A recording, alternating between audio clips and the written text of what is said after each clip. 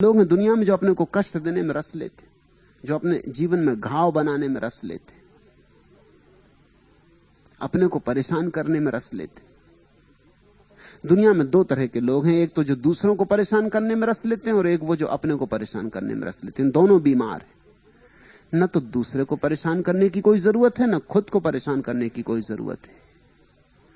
अपने स्वभाव को ठीक से पहचान लो और सहज की दिशा में यात्रा करो, तुम निश्चित पहुंच जाओगे। तुम पहुंचे हुए हो, सिर्फ स्वभाव को पहचानने की बात है। ध्यान नीमा तू दृष्ट सौकर्यात, जिससे तुम्हारे नेत्र तृप्त हो, जिससे तुम्हारे प्राण तृप्त हो, वही ध्यान है, वही मार्ग है। जिससे सुख अहिर्निश बढ़े, दिन दिन बढ़े, दिन दूना दिन चौगुना बढ़े, वही ध्यान है। इस सूत्र की क्रांति समझते हो?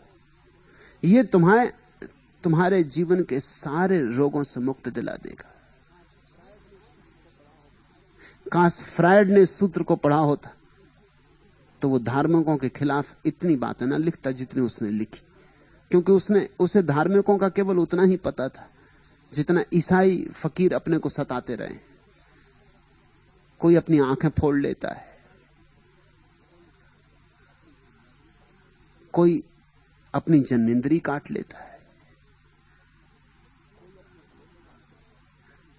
कोई अपने कान फाड़ लेता है, कोई अपने शरीर को सुखा लेता है, कोई धूप में ही खड़ा रहता है, कोई कांटों की सेज बिछा के लेटा हुआ है। ये भगवान को पाने के उपाय हो रहे हैं। किसी ने त्रिशूल अपने मुंह में छेद लिया है, कोई खड़ा है तो वर्षों से खड़ा ही है, बैठता नहीं। कोई रात में सोता नहीं है, जाग ही रहा है।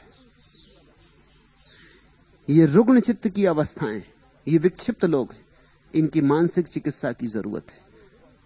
इनकी शोभा यात्राएं मत निकालो, इनको अस्पतालों में भर्ती करवाओ, इनको इलेक्ट्रिक शॉक दिलवाओ। इनकी बुद्धि विकृत है। ये तपस्या नहीं हो रही है, ये केवल अपने को दुख देने में मजा ले रहे हैं। मगर दूसरों को भी मजा आता है, क्योंकि दूसरे भी दुखवादी। दूसरे जब अपने को दुख देते हैं तुमको भी मजा आता है, तुम भी देखने चले जाते हो, तुम्हें भी बड़ा रस आता है। तुम सुखी आदमी को देख के प्रसन्न नहीं होते, तुम सुखी आदमी को देख के थोड़े नाराज हो जाते हो। तुम दुखी आदमी को देख के प्रसन्न होते हो, क्योंकि दुखी आदमी से तुम्हें एक बात पता चलता है कि इससे तो हम ही ज्यादा सुखी। एक राहत मिलती है कि चलो हम बेहतर। तो जब सुखी आदमी मिलता है तो तुम्हें ईर्ष्या जगती।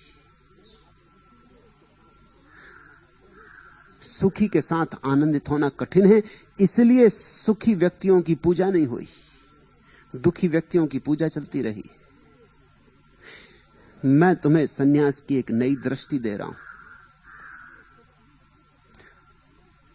सुख त्याज्य नहीं,